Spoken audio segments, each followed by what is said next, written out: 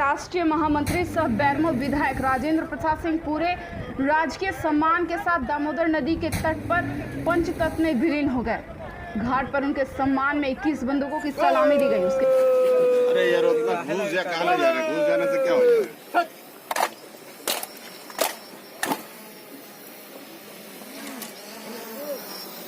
आत्मा के शांति के लिए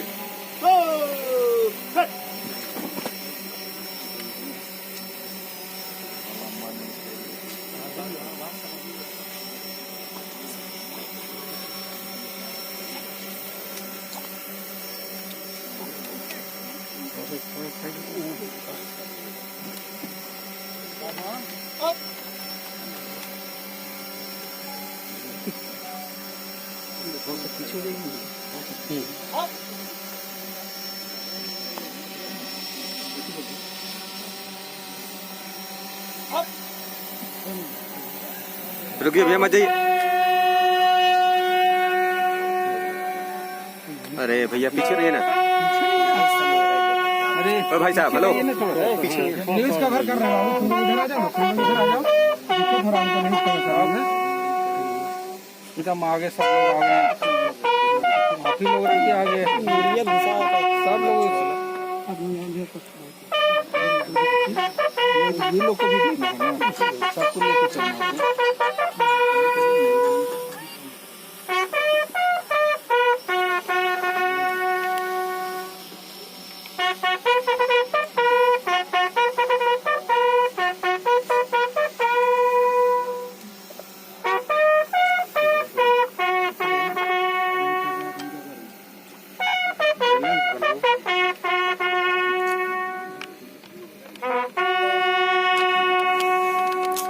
पीछे होने भाई साहब, डिस्टर्ब कर दे रहा है, पीछे से लो ना दोस्तों।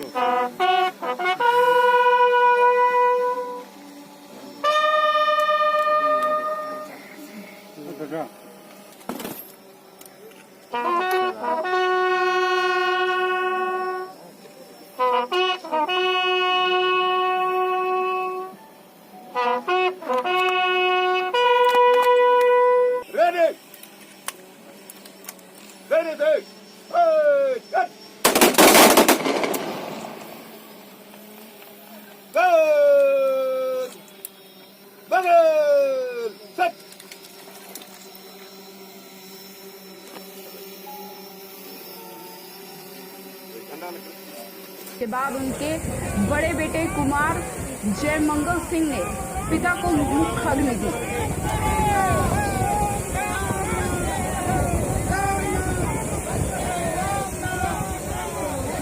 सूबे के मुख्यमंत्री हेमंत सोरेन समेत राज्य के कई मंत्री, सांसद व विधायक और कांग्रेसी नेता बैरमो स्थित आवास पहुंचकर श्रद्धांजलि अर्पित किए। जितने प्रेस वाले प्लीज हो गया, प्लीज आप लोग से हाथ जोड़ कर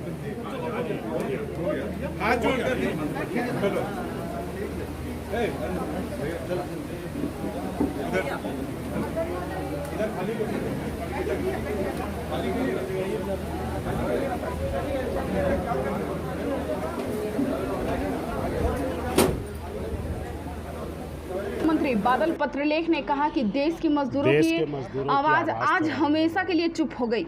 यह क्षति सिर्फ बैरमो की नहीं, पूरे राज्य की है।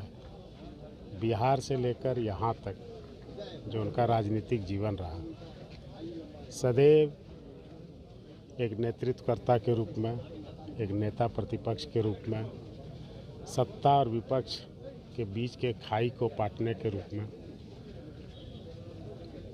उनके द्वारा किए गए काम याद किए जाएंगे। मेरे जैसे लोगों को राजनीति में लाकर यहाँ तक स्थापित करने में, यदि राजेंद्र बाबू नहीं रहते तो शायद हम लोग जैसे लोग यहाँ तक नहीं पहुँच पाते। वहीं राज्य के मंत्री रामेश्वर उमराव ने कहा, राजेंद्र बाबू का हम सब के बीच से कांग्रेस जाना बहुत के खलेगा। महान नेता थे। मैं तो ये कहूँगा कि राज्य विभाजन के बाद जो झारखंड बना था, तो कांग्रेस को आगे बढ़ाने में इनका महत्वपूर्ण योगदान रहा। मजदूरों के मसीहा थे ये। मैंने इनको देखा है मजदूरों के हक के लिए लड़ते हुए। इनसे बातें होती थी, बताते थे कैसे वो लड़ते हैं। और मेरे मित्र भी रहे। कांग्रेस पार्टी को और मुझे व्यक्तिगत रूप से अपूर्णीय क्षति हुई है, लेकिन इतना कहूँगा मैं इस मौके में कि उन्होंने जो दिशा निर्देश दिया था कांग्रेस को आगे बढ़ाने के लिए, उस दिशा निर्देश पर हम लोग चलते रहेंगे और पार्टी को आगे बढ़ाएंगे।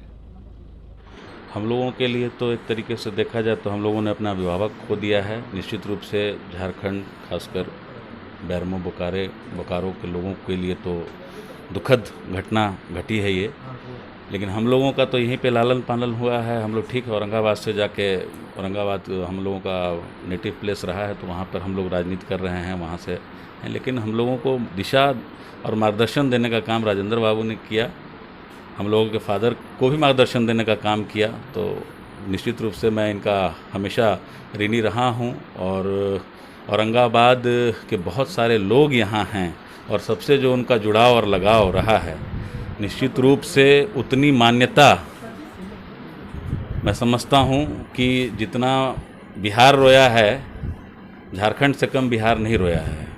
हम लोग तो वहाँ शाम में भी थे जिस समय उनका किस कारवां गुजरा वहाँ से, तो हम लोगों ने औरंगाबाद में रोककर श्रद्धांजलि दी। निश्चित रूप से ये दुखद क्षण है हम लोगों के लिए, क्योंकि हम लोगों ने अपना अभिभावक खोया है, और झारखंड के लिए तो निश्चित रूप से अपना मजदूरों ने अपना एक नेता खोया है, एक साथी खोया है। निश्चित रूप से दुखद है। क्या कहेंगे इस परिस्थिति में आज एक कद्दावर नेता जो है झारखंड के? जी ज़रूर, वो हमारे कांग्रेस पार्टी के बहुत ही कद्दावर नेता रहे हैं, और साथ ही आज सबसे पहले उन्हें मैं श्रद्धा सुमन अर्पित करती हूँ, नमन करती हूँ उन्हें। और उनकी कमी हमेशा हमारे बीच रहेगी। हमेशा से उनका प्यार, उनका आशीर्वाद एक गार्जियन के रूप में मुझे मिलता रहा है। और साथ ही आज उन्हें गरीबों का मसीहा भी कहा जाता था, मज़दूरों के नेता थे वो। हमेशा से मज़दूरों को हक और अधिकार दिलाने के लिए हमेशा उनके साथ सबसे पहले पंक्ति में खड़े रहते थे, और उनकी कमी हमेशा सबको खलेगी। और मेरी सभी उनके परिवार के साथ संवेदनाएं हैं। हम लोग हमेशा उनके परिवार के साथ खड़े हैं, और उनकी कमी हमेशा मुझे खलेगी और हमेशा वो याद आएंगे। माननीय राजेंद्र प्रसाद जी, क्या कहेंगे? इसमें कहने को कोई जगह नहीं, ये अपूर्णीय क्षति हुआ है। मजदूर नेता के रूप में सिर्फ बैरमो नहीं, इनको पूरा देश जानता था कि एक मजदूर नेता के रूप में राजेंद्र बाबू हैं, इसलिए इनका बहुत बड़ा अपूर्णीय क्षति हुआ है, इसका कोई पूरा नहीं कर सकता है। आपके साथ भी बहुत करीबी रहे थे, बहुत निश्चित तौर पर इनसे कुछ सीखने का मौका मिला था, सीखे भी थे। और जो इस बार विधानसभा में इनका तेवर था क्षेत्र के प्रति, कई एक बार हमको मुख्यमंत्री यहाँ पकड़ के ले गए, काम कर दीजिए। बहुत तेवर में उतरे थे, ऊपर वाला नहीं चाहा, इनका तेवर काम नहीं किया ना, तो ये विकास के प्रति इस बार तेवर में उतरे थे। इसलिए ये क्षति जो हुआ है, ये पूरा करने का किसी बस का बात नहीं है।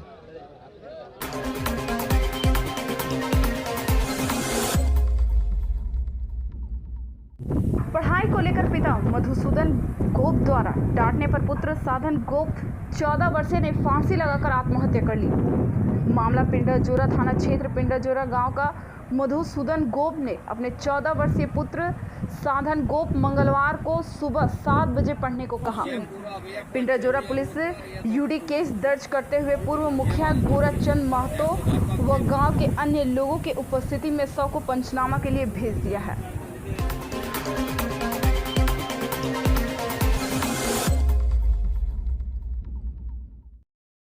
पत्रकारों का सम्मान करना मेरे लिए गर्व का विषय है, जो समाज के लिए हमेशा सजग रहते हैं और समाज की कुरीतियों के खिलाफ आवाज बुलंद करने का काम करते हैं। लोकतंत्र के चौथे स्तंभ कहे जाने वाले पत्रकारों की भूमिका लॉकडाउन के दौरान काफ़ी अहम है।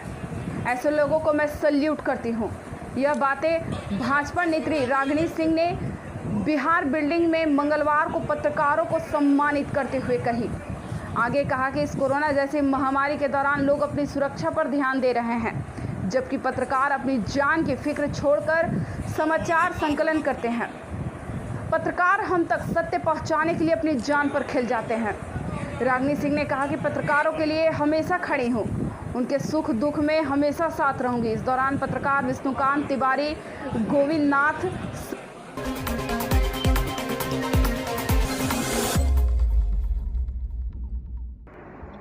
बाघमारा से बीजेपी विधायक ढुलू महतो को मिली राहत, हरिजन उत्पीड़न में मिली बेल। बाघमारा विधायक ढुलू महतो पर आदिवासी सोनाराम मांझी की जमीन हड़पने, जान से मारने की धमकी देने एवं गाली गलौज करने के लिए ढुलू महतो समेत 8 लोगों के खिलाफ रविवार को बरोरा थाना में नामजद प्राथमिकी दर्ज की गई थी।